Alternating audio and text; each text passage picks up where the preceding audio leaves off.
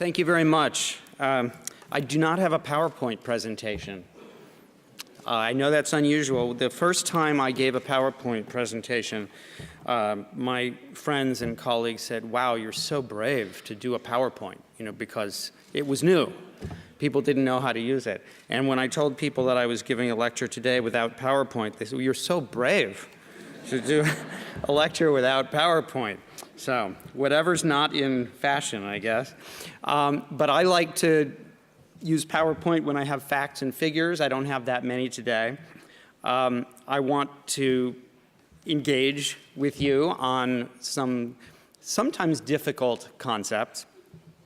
One of the things that I want to emphasize as well is I know there's not a lot of time for question and answer here, so if anybody has any questions, please feel free to email me at rgrink@gwu.edu. I'm very easy to find on the internet. My name is not that common. So I want to start out by telling you about something. I was doing some research in South Africa, and I heard a voice behind me, and it said, all right, Sparky, here's the deal. You want to court the little lady, you got to be a straight shooter. I immediately recognized this as a line from the movie Aladdin by Walt Disney Company, and I turned around and I saw a boy who had his fingers in his ears. This repetition of words and phrases, the posture, was familiar to me from my own daughter, who self-identifies as autistic. What was startling to me was that I was not in familiar territory. This was a Zulu-speaking boy waiting for his mother in an antiretroviral clinic in rural KwaZulu-Natal, South Africa. He did not have a diagnosis of autism. Indeed, we could say that he does not have autism. He has repetitive and stereotyped behaviors. He has difficulties with social communication. But in his community, autism is unknown as a framework, as a construct, as a concept. It has no meaning. And so there's no way we could justifiably argue that he has autism to his community. Suppose I say that autism is a mid to late 20th century construction, that it is a historically contingent assemblage of specific, observable behaviors selected from an almost infinite array of behaviors. By saying this, I'm not arguing that the phenomena of autism do not exist. My daughter will have problems with social communication and speech, behavior, no matter what diagnosis she has, no matter if she has no diagnosis. A constructivist approach does not deny that there is an underlying biological condition that can produce certain behaviors, certain kinds of cognition, certain kinds of skills, certain kinds of suffering. But it acknowledges that we make models of behavior, models that are historically contingent and culturally constructed. Consider that in a recent paper, Polyak et al. Found no statistically significant change in the overall proportion of children in special education in the United States between 2000 and 2010. Indeed, the proportion of students classified with any special education category was lower in 2010 than in any previous year for up to 10 years. Yet, between 2000 and 2010, the classification of autism as a proportion of students in special education increased by more than 300%. So a lower rate of special education service provision, yet a 300% increase in autism. How do you account for that? Much of the increase is attributable to the steady decline of some other diagnoses, intellectual disability and specific learning disability, for example, and the rise of autism and also traumatic brain injury as desirable categories. What makes these categories desirable is partly what they are not. A parent of a child with traumatic brain injury, parent of a child with autism, does not want to suffer what many believe is the indignity of a label of intellectual disability. The parent of a child with a rare, complex genetic disorder may choose autism, because through that parsimonious category, the child joins an ever-widening group of peers and their families, and perhaps fits more neatly in pre-established programs. It's not that people with absent, delayed, or otherwise impaired language, with challenges in social communication, with repetitive and stereotyped behaviors did not exist before, but only a narrow group of people warranted that diagnosis, given how autism was defined. So what I want to talk to you about today is the need to look at autism in its context. And by context, I mean its total context. Because when we speak about autism, we're not just speaking of that of which we speak, but that out of which we speak. And the value of my profession, anthropology, is not just to understand how culture affects autism, but to understand the cultural foundations of its various representations, including science, advocacy, philanthropy, and even in the schoolyard. Michel Foucault persuasively argued that we live in what he called epistemes. Epistemes are much bigger than, say, Thomas Kuhn's notion of scientific paradigms, that is, the values, the problematics, the beliefs that scientists share at a particular point in time. Epistemes are the totality of the discursive practices that give rise to forms of knowledge. And from this perspective, it would be absurd to think about the histories of psychology and psychiatry as the accumulation of knowledge. The histories of these fields was part of a larger historical process to order the world in a new way, a process that occurred in every other area of scientific inquiry as well, but also in art, in literature. It was a process that involved the rise of capitalism, the rise of schools, prisons, asylums, and other institutions. New modes of production, new total contexts don't just change how we behave, they also change how we think and how we organize and classify behaviors in our world. Our academic disciplines emerge in particular contexts for particular reasons. And they emerge, as the term discipline suggests, to control, to correct, to keep us on a certain track. Knowledge and therefore science become a form of power or governance exercised by those who claim to possess it or those whose societies endow particular people with the authority to possess it and police it. Science does not do this through coercion or imposition, but by consensus. And we're often largely unaware that we are subjects of power. Under psychiatric governance, we experience autism as something real. We think it's an actual thing that exists in the world, rather than just a concept or a category to guide. It even has its own birthday, 1943. Born to one of two dads, right? Leo Kanner and Hans Asperger. But it is a concept. We made it. And this is why we could argue that autism did not exist in the 17th century or the 16th century or the 15th century, because to impose that category would be to impose something that we've constructed for our particular time and place on a very foreign community. Consider how we've changed this creation of ours in recent history. Not long ago, autism was childhood schizophrenia. Then it was not. It was unrelated to seizures and intellectual disability, and then it was. It was a mental illness, then it was a developmental disability. Asperger's disorder existed once, now it doesn't. Every state in the United States has diagnostic criteria in its school system that are not only different from each other, but are different from the DSM.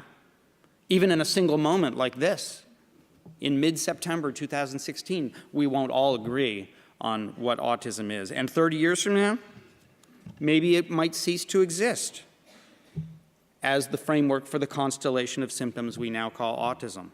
It could become so popular It could be used so much. The spectrum could be so wide that it ceases to be meaningful. Kind of like what the old baseball player Yogi Berra used to say when he talked about how he hated busy, popular restaurants. He would say, nobody goes there anymore, it's too crowded. We don't know what things will look like in the future. But of course, the thing that I'm saying about autism, we could substitute any term for this. We could substitute the term homosexuality, for example. The Oxford English Dictionary traces the first usage of the word homosexuality to 1892. And the words homosexuality and homosexual don't enter the Oxford English Dictionary until 1976. That's just how recent those terms are. There was no homosexuality and no homosexuals before 1892. It's true. Because sex between people of the same sex, even if abhorred by religions, prosecuted by governments, was not distinguished or marked as a distinct concept that defined a distinct kind of human being. There's this huge debate among American historians about whether Abraham Lincoln was gay, because he had a long-standing romantic relationship with a man named Joshua Speed. But while he might have feared that people would find out and disapprove, he never feared being called a homosexual, because that concept didn't exist. It had to await the invention of heterosexuality, which, by the way, has that same onset of about late 1800s. The same can be said for people with post-traumatic stress disorder, many other things. There are many new kinds of people in the world that didn't exist before. Post-traumatic stress disorder, multiple personality disorder, fetal alcohol syndrome, for example. Yet people have always had trauma. There have always been people who dissociated and had hallucinations. There have always been women who consumed alcohol during pregnancy. What we have not always had is a certain group of experts who created these classifications, justified them as valid, integrated them into institutions, employed them by diagnosing individuals who came to see themselves in terms of that diagnosis, which is why challenges to diagnostic definitions sometimes feel like a challenge to one's own sense of self. A diagnostic classification like autism will be employed only where it's meaningful. In sub-Saharan Africa, where I've done a bit of work, it's not uncommon for families, educators, and healers to identify the locus of an individual's suffering, not in the person, but in the family or in a particular relationship that might involve malevolence or malice. So if a child does not develop language, it might be because somebody else in the family violated a norm. And the punishment might be expressed through the obvious symbol of vulnerability, the child. The term itself, autism, selfism, implies a separation of the person from the society, and in such contexts, it's often difficult for people to comprehend, even in Europe. Notions of autonomy and separation influence concepts of the child. Dutch parents, for example, tend to describe children that Americans might describe as dependent as sociable, while American parents of children with the same profile see dependence as a psychological problem, calling them clingy. Turkish parents tend to view American ideals of children's independence from parents to be problematic. With regard to the axis of disability, a key factor in determining educational placement is not only what constitutes a problem, but what constitutes a functional impairment, a disability that interferes with a child's education. There's considerable cultural variation in what constitutes a functional impairment. Leaving aside the possibility of true variation in children's psychopathology across cultures, many Italian children with perceived mood difficulties are less likely to be considered eligible for psychiatric care and more likely to be seen as someone in close touch with his or her emotions. One could make the argument that we have fetishized autism and made it into this real thing that we really think exists, And I don't mean fetish in some sort of sinister or sexual sense, or even in the religious sense. I mean fetish in the sense of something singular, set apart, and set apart from the conditions of its production. Marx, of course, described the commodity as fetishized. He argued that money is fetishized as having, we think money has real objective value. I have a dollar bill here. We think this piece of paper actually has value. That's counterintuitive. And we think it has value because what is masked in this piece of paper is the complex set of social relations that provide it value, that give it value. We think this has value independent of the activity that gave it that value. Prevalence trends certainly change because of factors that can have very little to do with actual incidence. If not culture, then how else do we understand the fact that the nation in the world with the very highest prevalence rate ever recorded, South Korea, 2.64%, the 11th largest economy in the world, boasting an outstanding educational and medical system, provides special education services to just 2% of its children, while the United States provides special education services to about 13%.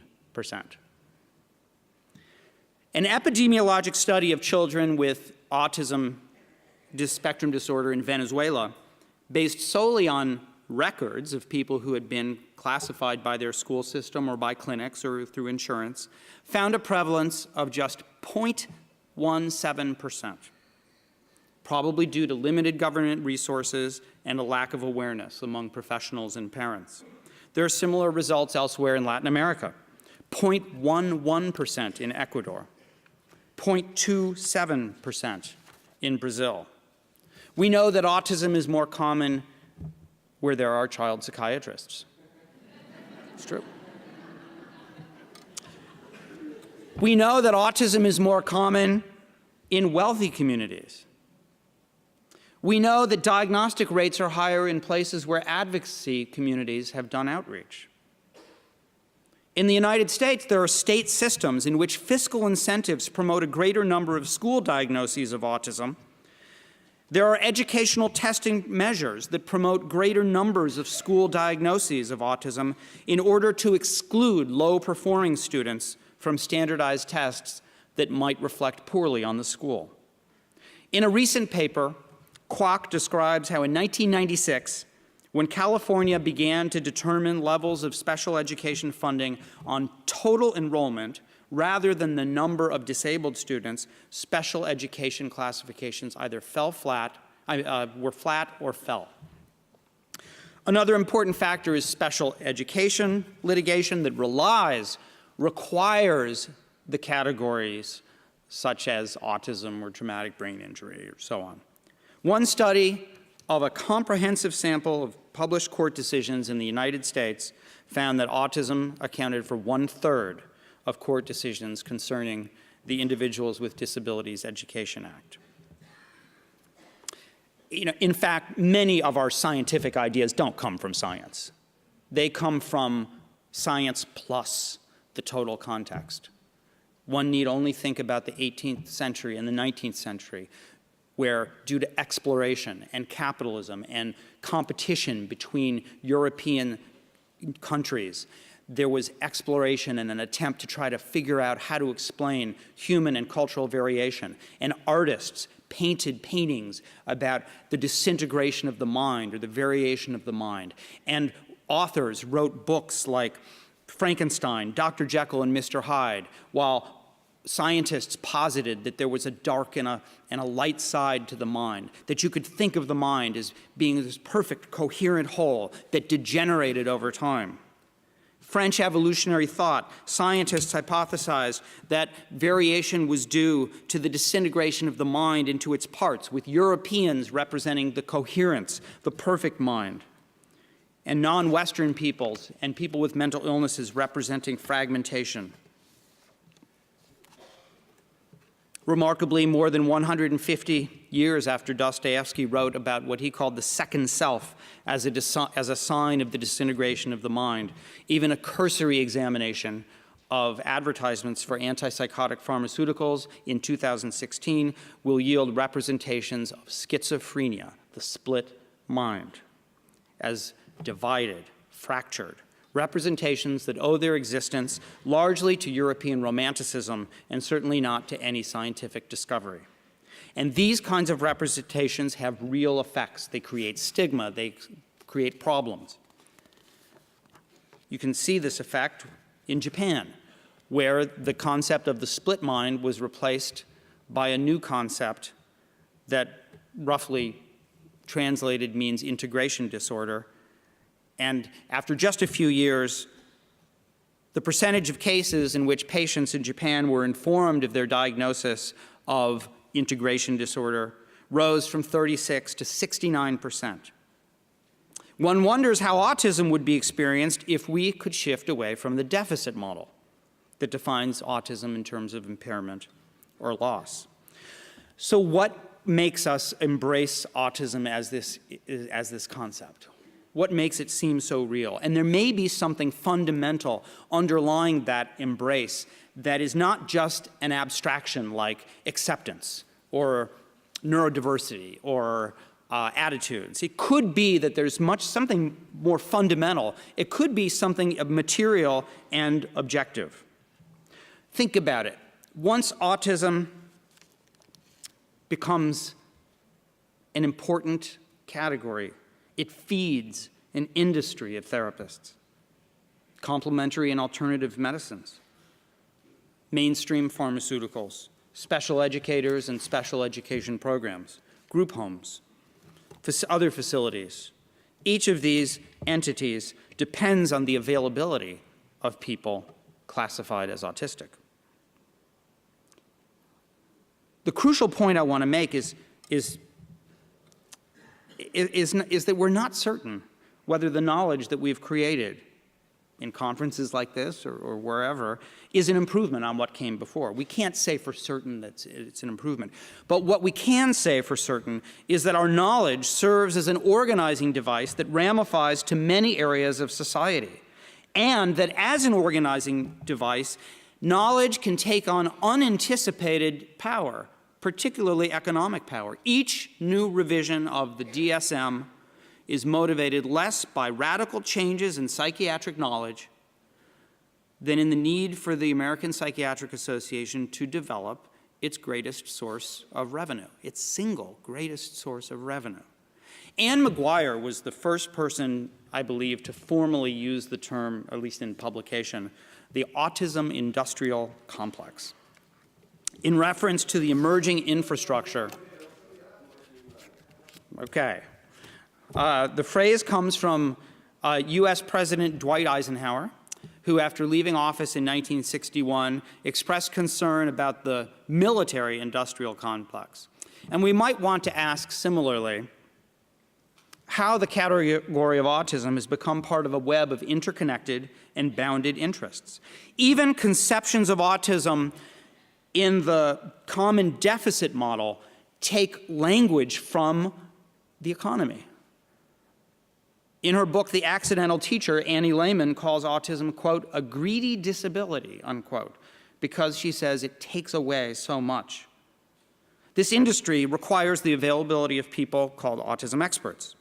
The industry is necessitated by, requires, and produces new laws, high-cost diagnostic and screening tools, new forms of evidence and analysis, even new forms of aesthetics. The new phenomena are supported by philanthropists, advocacy organizations, schools, government, research programs, researchers in need of funding, and professional conferences. In other words, autism may be imagined as a singular phenomenon, but it does not exist in isolation from all of these other relationships. And just think about the amount of money that gets spent on autism, with aggregate costs in just, say, the UK and the United States of hundreds of billions of dollars. Imagine how hard it is then to resist any of these forces. Even if new and innovative, quote unquote, stakeholders want to lead the fight, there's no way of matching or challenging this pre-existing network and finances of this matrix. Actually, think about the term stakeholder too, right? It's an economic term. A stakeholder is typically defined as a person or an institution that has an interest in ensuring the success, ensuring that what we have keeps going. When an organization calls me a stakeholder because I have a child with autism or because I do research on autism, there's an implicit assumption that everyone who has an autistic child or is an autism researcher or who has autism has an interest in either helping the organization or at least the object of that organization's work. Stakeholders are all, in a sense, owners of autism with a stake in protecting it, whether it's as an object of study, a professional identity, or social identity. I'm just seeing, I just saw that I'm up there. I had no idea. That includes me, by the way, this identity. Many of the most heated debates in autism, I think, have boiled down to the question of who owns autism, of, you know, who has the right to, who has the authority, who has the right to talk about it, to represent it. I think there is an answer to the question. There's an unsatisfactory. I think there is an answer to the question, who owns autism? One answer is that we all own it, but I'm not sure it's a satisfactory answer because it still presumes a kind of buy-in to the concept that autism is a real and stable thing rather than something we create. Marx's idea of the fetish was that humans create an economy that appears to be natural and real, to which we're subordinated. So if we're going to think about autism as a fetish, we may have to reframe this answer of who owns autism. Perhaps we need to turn it on its head and give the answer that autism owns us. Autism owns us because it is a category that exists right now that we have so much difficulty seeing as a construct, so much difficulty seeing that we have the ability to accept it, reject it, change it. And I want to switch gears a little bit to talk about what might be a kind of exemplar of some of the things that I'm talking about. And that thing is something that's created a lot of debate lately, which is the puzzle piece, that symbol that's everywhere, that ubiquitous symbol. I mean, I can think of no, except for maybe the pink ribbon for breast cancer advocacy, I don't know that there's anything else that's as ubiquitous as the puzzle piece. I think it's sort of an exemplar of what I'm talking about. A few years ago, David Mandel asked me if I wanted to write a short essay on the puzzle piece. The first thing I thought about was my daughter Isabel, who sometimes uses the word, often uses the word autism to describe herself and her talents, among them an incredible jigsaw puzzle talent. She'll frequently do very complicated puzzles, but she turns it over so the picture side's down. And then she just does it based on the shape. And then there's always one piece missing. And she can't really explain to me why she's put one piece in her pocket or under a pillow or in a jewelry box, but it prevents that puzzle from becoming complete. It's always on the edge of being complete. The next thing I thought about was James Merrill's celebrated poem, Lost in Translation, which is about a missing puzzle piece. Merrill represents himself as a child through this puzzle.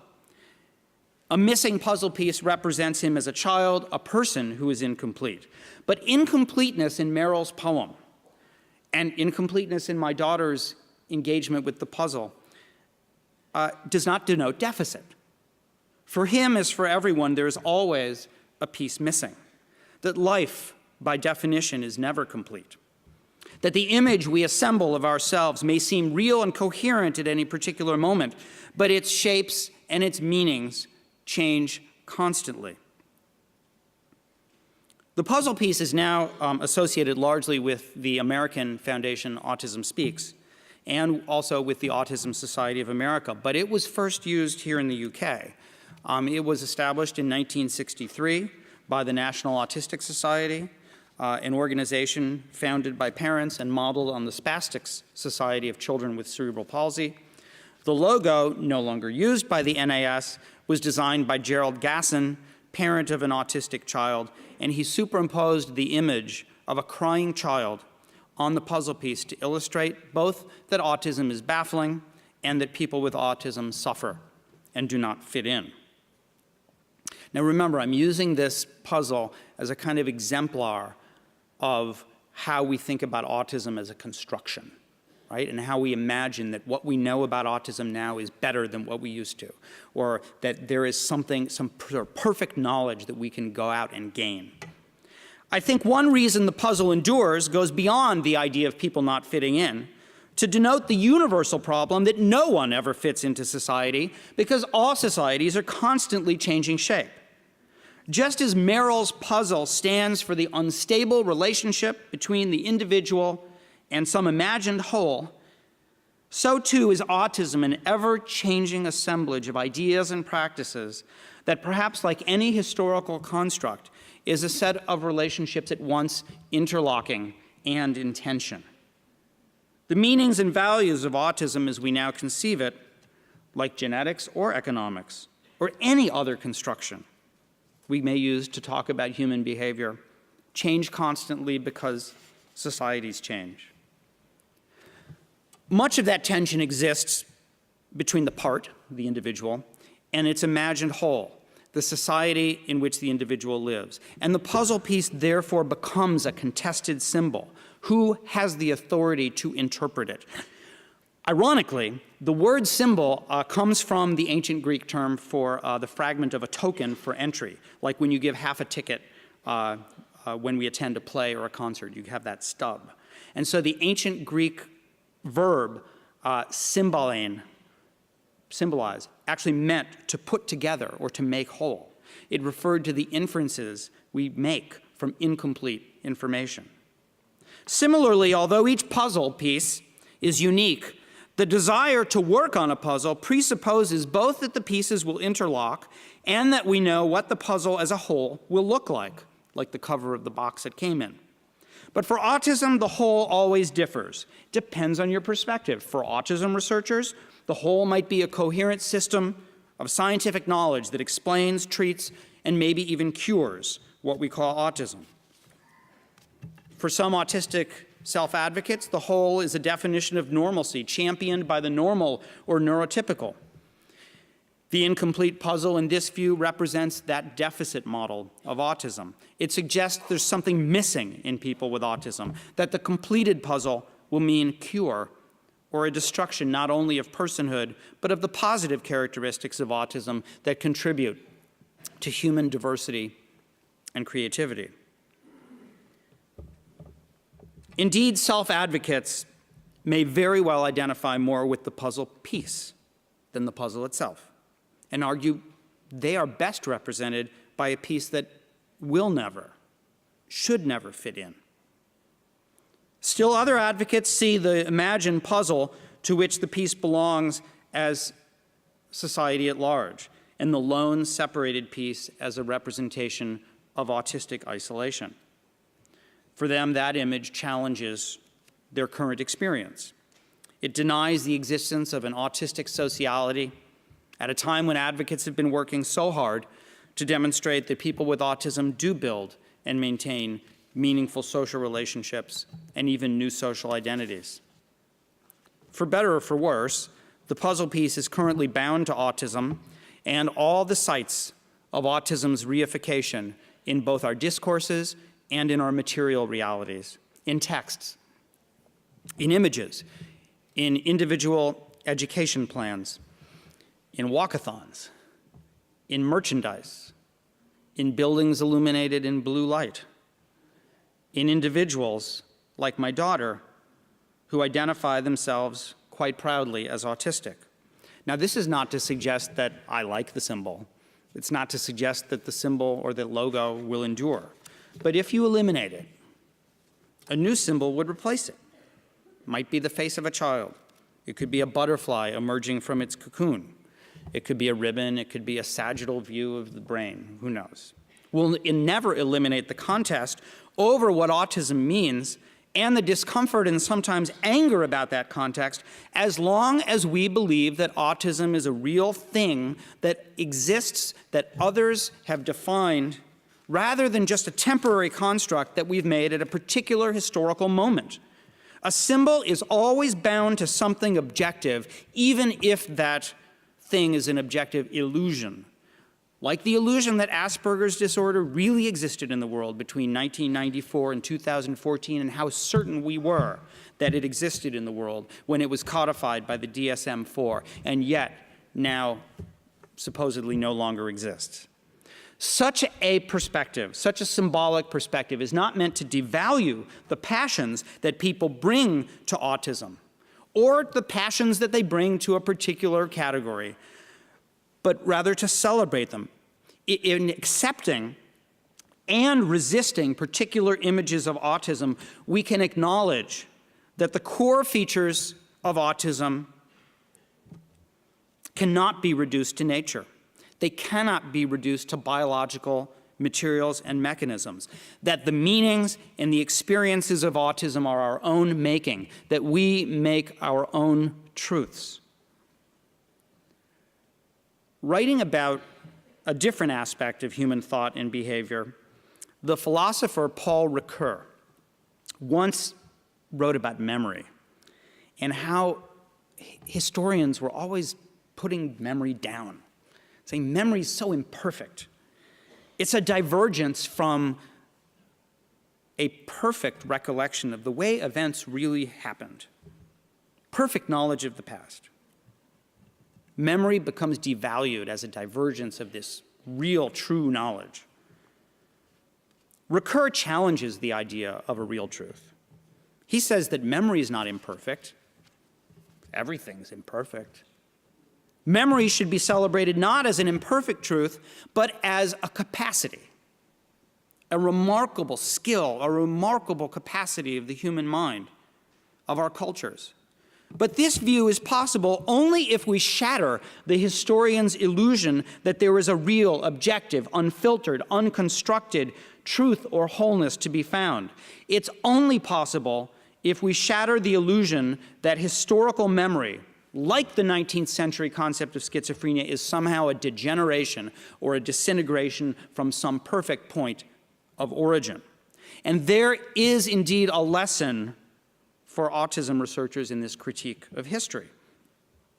The constellation of behaviors and cognitive characteristics that we call autism today existed long before we made it an object of knowledge and narrative, before we interpreted it, named it, and started the ongoing process of reinterpretation and redefinition. If anything, this critique shines a light on how much we're actually capable of. Our capacity for culture, our capacity to shape things, means we have the power to change the history of autism. We have the power to make a new past with new narratives and new metaphors. And I think to a large extent, this conference has celebrated many of these efforts. I'm proud that I was able to speak to you today, and I'm happy to take a couple of questions if we have time. Thank you so much.